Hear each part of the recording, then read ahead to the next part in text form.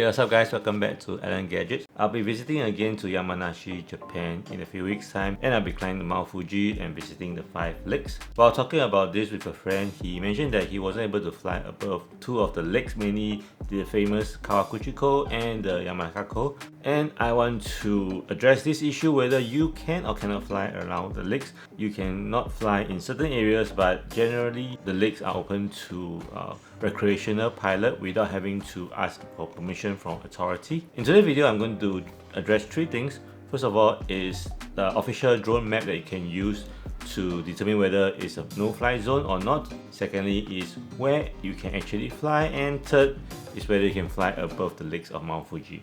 Okay, quick pause. If you're enjoying this breakdown and it's helping you out, go ahead and smash the like button. It really supports the channel. And if you want to see more drones, camera and gadget content just like this, make sure you hit subscribe and ring the bell so you never miss a new upload. I also post extra clips, behind the scenes shots and some extra updates on Instagram, so do make sure you follow me there as well. Alright, let's jump right back in. There are 2 maps that you can look at that are quite accurate for Japan, and the first one is the official Japan drone map. The navigation of the website is quite confusing because it is only available in Japanese. You can use the Chrome to translate the whole website, but after a few loading, it will often revert back to Japanese, so you need to translate a few times. This can be very troublesome at times. As you can see from the website, the navigation and UI are pretty clunky and cumbersome. If at any time you need to reset the website, just click on the icon on the top left to reset the whole map. To get to the drone map, first click on the top left icon. To help you easily read the name of the area, click on the English tab here. You'll be added to the list below. These are the layer lists that will be applied on the map. And since I already clicked on the English layer, everything you see on the map will be overlaid by the English translation.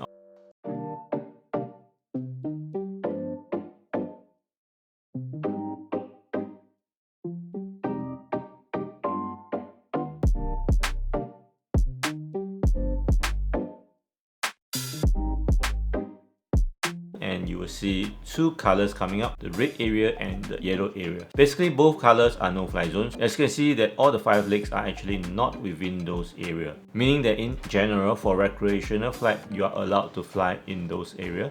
Unfortunately, using the search bar on the top left require you to enter only Japanese. English doesn't work here, so you might take a few extra steps to convert the English name into Japanese name before you can copy and key into this search bar. The other widely used map is actually an app on either the iOS or the Android. Although this drone map Japan is not the official map like the one that I just shown, it has enough updated detail. I think it's more convenient to use than the website, which is less intuitive, especially on the phone, and it's quite hard to navigate through the menus. Even though the area that you intend to fly in is not in the red or yellow zone, you must take into consideration the land that is below the airspace.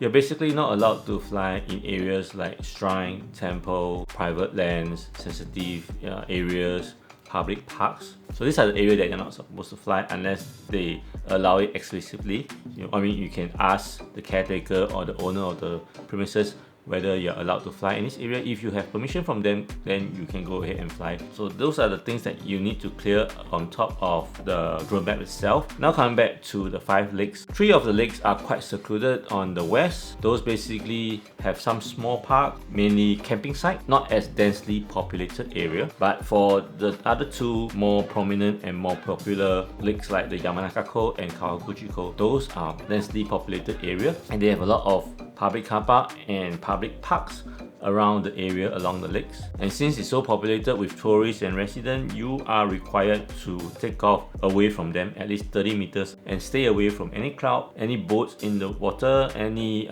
vessels or vehicles that you can see, at least 30 meters away from them. So do watch out for vessels or ships moving towards your drone. You are supposed to move away from them, keeping a distance. So to summarize all this, use one of these 2 maps on your trip to avoid no-fly zone. Check with all the lands below whether if you could fly on top of them, even if it is fly zone. And thirdly, do stay away from all people, vessels, vehicles when you fly, even when you're flying above the lake. The last point I want to point out is that if you intend to fly an FPV, please, you have to have a spotter beside you at all times, as it is illegal to fly an FPV without a spotter, so do keep that in mind. So that's all for my video today. If you find it beneficial or interesting in any way, do click on the like button and share. If you haven't already and interested in all things drone, cameras and gadgets, do click on the subscribe button and the bell button for future notification. And I'll see you again in the next one. Bye!